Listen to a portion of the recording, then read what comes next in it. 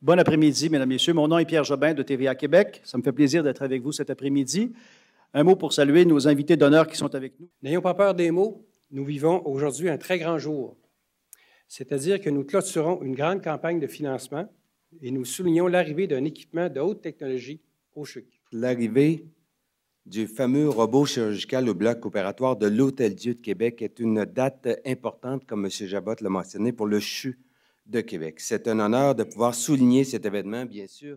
Je pense que c'est très important que les entreprises aient ce rôle parce que de plus en plus, les entreprises n'ont pas que des devoirs et des obligations à l'endroit de leurs actionnaires. Elles ont aussi des obligations à l'égard de la collectivité.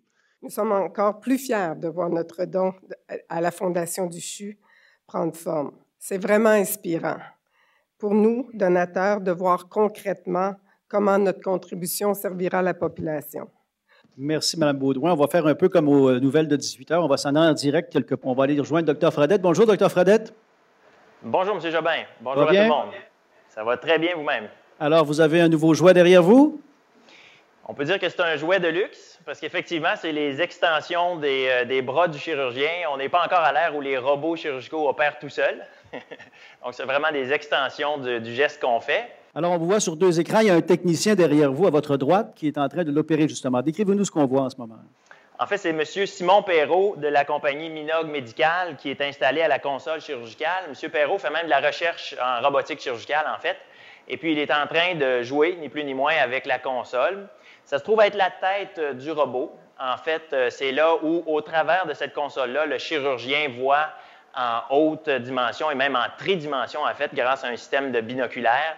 Le robot qui marque un tournant de la pratique oncologique du CHU pour les femmes et pour les hommes. Pour en parler davantage, le Dr Marie Plante, gynéco-oncologue au CHU. Le Conseil québécois de lutte au cancer, qu'on appelle le CQLC, il y a quelques années, a désigné l'Hôtel-Dieu de Québec et le Centre hospitalier universitaire comme les centres tertiaires et quaternaires en oncologie. Les leaders, si vous voulez, pour l'oncologie dans l'Est du Québec, pour tout l'Est du Québec. Alors, je me dis, si un centre comme l'Hôtel-Dieu développe pas et implémente pas des nouvelles technologies comme le robot, bien, je me demande bien qui va faire ça.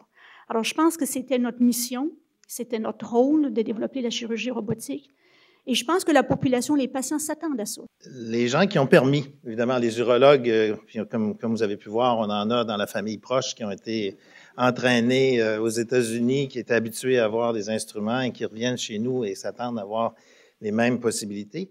De célébrer l'acquisition de ce robot qui va vraiment faire en sorte que le CHU de Québec gardera son rôle de leader. Merci, Dr Hébert. Maintenant, nous allons dévoiler la plaque. M. Denis Réaume, Mme Gertrude Bourdon, Gaston Bédard, Pierre-Carl Pellado, le Dr Régent Hébert, Nicole Baudouin, Guy Chabot, Marie Plante, Yves